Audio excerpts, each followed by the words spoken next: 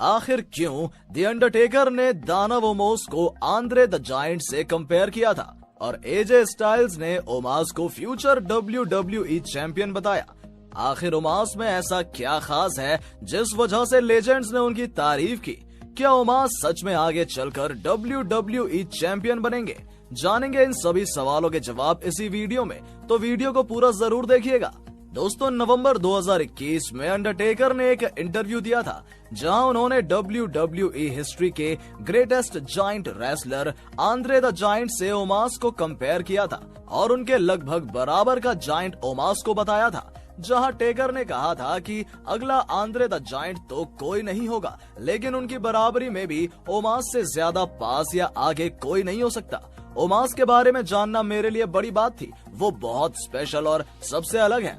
ओमास average wrestler से compare में बहुत बड़ा और स्ट्रॉन्ग है। वहीं अपनी कद काठी के हिसाब से वो काफी एथलेटिक भी है। मेरे और ओमास के बीच कुछ बातचीत हुई थी जहां मैंने उसे बताया था कि उसे क्या करना चाहिए और क्या नहीं।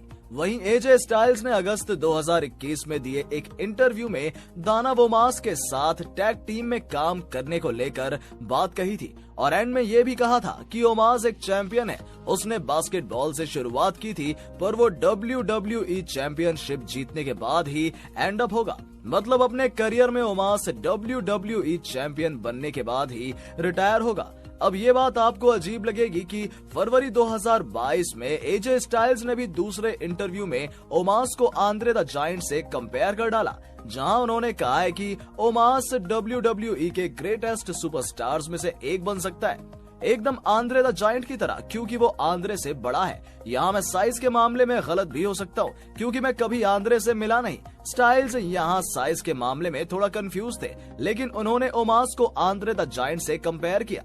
फिर स्टाइल्स ने कहा ओमास एक मैसिव ह्यूमन बीइंग है। जब तुम उनके सामने खड़े रहोगे तब तुम्हें विश्वास होगा। ओमास एक बुद्धू या भोंदू जायंट नहीं है, वो एक चालाक बंदा है। इसके बाद स्टाइल्स ने ये भी कहा था कि उनके हिसाब से ओमास को किसी भी माउथ पीस मतलब मैनेजर या पार्टनर की जरूरत नहीं है, पर ये समय ही बताएगा क्योंकि कुछ लोग ये सब हैंडल कर पाते हैं तो कुछ नहीं।